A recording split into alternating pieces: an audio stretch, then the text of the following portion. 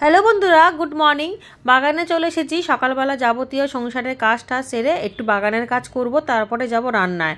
তো সর্ষের খোল অনেক দিন হয়েছিল এনেছি, সেগুলো ভেজে নেওয়া হয়নি। আমি যেহেতু জৈবভাবে গাছ করি, তাই কোনো কেমিক্যাল ওষুধ টষুধ গাছে ব্যবহার করি না। এই সর্ষের খোল ভিজিয়ে রাখি 3 দিন, সেটাকেই পচিয়ে গাছে দিই। আবার সবজির খোসা ঠোসা, ফলের খোসা, যেগুলো তরল সার করে গাছে দিই। আমি একেবারেই সাধারণ পরিচর্যায় গাছ করি, কোনো ঝামেলা রাখি না যে এটা আনো সেটা আনো। যখন যেরকম জায়গা পাই, প্লাস্টিকের মধ্যেও গাছ করি, কখনো টব খালি পেলে সেটাও পাই। তারপরে আবার ভাঙা বালতি থাকলে তার মধ্যেও বসিয়ে দিই। কোনো এক্সট্রাভাবে কোনো জিনিস আমার দরকার লাগে না। এবার শখের জন্য যদি মনে হয় একটা সুন্দর টব নিই, তখন আলাদা ব্যাপার। আর এদিকে দেখুন বস্তার মধ্যে সবজির খোসা, ফলের খোসা, এগুলো সব, আর এখানে ডাল কাটিং করেছি, সব বস্তায় ভরে দিয়েছি। পুরো বস্তাটা এইভাবে ভরে দিয়েছি। এগুলো সব আস্তে আস্তে ডিকম্পোস্ট হয়ে যাবে।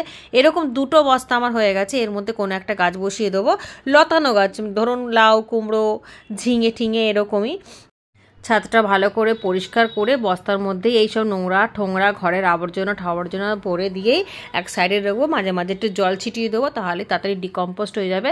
আর এদিকে টমেটোগুলো দেখুন ভীষণ বড় বড় হয়েছে, আর কয়েকটা পাকতেও শুরু করেছে। আর এরকম করে হাত দিয়ে যদি ডালগুলোকে নাড়িয়ে দেওয়া হয়, তাহলে ফুলগুলো পলিনেশন হয়ে যাবে। আর আমি এবছরে টমেটো অনেক কাজ করেছি, কারণ কি টমেটো আমাদের অনেক লাগে। আর গরমের সময় তো এতটা টমেটো হয়ও না, এই শীতের সময়তেই হয়, তাই জন্য। আর গাছগুলো দেখুন পলিনেশন করে দিলাম। এরকম দেখুন, তখন বললাম না 2টো বস্তা করেছি, এরকম উপর দিয়ে একটু মাটি চাপা দিয়ে দিয়েছি। মাটি চাপা দিয়ে দিলে কোনো রকম কোনো গন্ধ ঠন্ধ কিছু ছাড়বে না, আর ডিকম্পোস্টটা ভালো হবে। এরকম প্রায় 1-1.5 মাস রাখার পরই এর মধ্যে গাছ বসানো যাবে। কোনো কঠিন ব্যাপার না।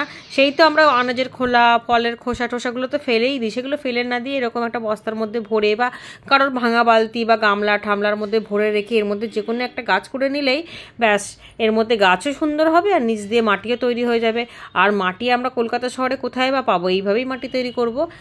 আর এদিকে দেখুন আমার মেয়ে কদিন আগে এই বেগুনি ফুলকপিটা এনেছে রান্না করার জন্য। ওর খুব শখ হয়েছে খেতে, কিন্তু আমি তো কোনোদিনও এরকম রঙের করিনি। এটা কি একই রকম খেতে কিনা জানি না। তো আমি ওকে 3-4 দিন হয়ে গেছে রেখে দিয়েছিলাম, তার ফলে কালো কালো হয়ে গেছে। আজকে ভাবলাম করেই নি। তো প্রথমে একটু আলু দিয়ে কপি দিয়ে ভাজা করব, কালো জিরে দিয়ে, দেখি কেমন লাগে। মনে হয় একই রকমই লাগবে, খালি রঙটা আলাদা। কিন্তু আমার যেন করতে কেমন লাগছিলো, মনে হচ্ছিল যেন রং ঠং উঠবে খাবার জিনিসে, মানে কেমন একটা মনে মনে লাগছিল। তাই জন্য আমি করিনি। তো আজকে দেখলাম যে না করলে নষ্টই হয়ে যাবে। তো ভাজা করলাম, খেলামও, তো একই রকম লাগলো, কিন্তু তবুও যেন খাবারটা ভক্তি করে খাইনি। ওই কেমন মনে হচ্ছিল যেন ফুড কালার দিয়ে কালারিং করেছে সেরকম। তো একটু শুক্তোও করবো, তার জন্য 5 ফোড়ন, রাঁধুনি ফোড়ন, শুকনো খোলায় একটু নেড়ে নিয়ে গুঁড়ো করব। তো ওই ফুলকপিটা অর্ধেকটা রেখেছিলাম, তো ওটা তো অন্য কোনোভাবে খাওয়া যাবে না, কারণ কি আমার ভালো লাগছে না খেতে। আর মেয়েও দেখলাম খুব একটা পছন্দ করলো না। তো সব রকম সবজির মধ্যে দিয়ে ভালো করে ভেজে নিয়েছি। এবার শুক্তোটা করব, করেই গোপালকে ভোগ দেবো।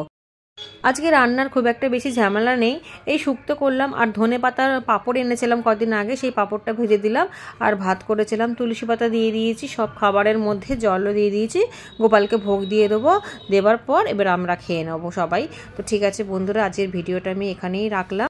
যদি ভিডিওটা ভালো লাগে, লাইক শেয়ার সাবস্ক্রাইব করে পাশে থাকবেন। সবাইকে অনেক ধন্যবাদ।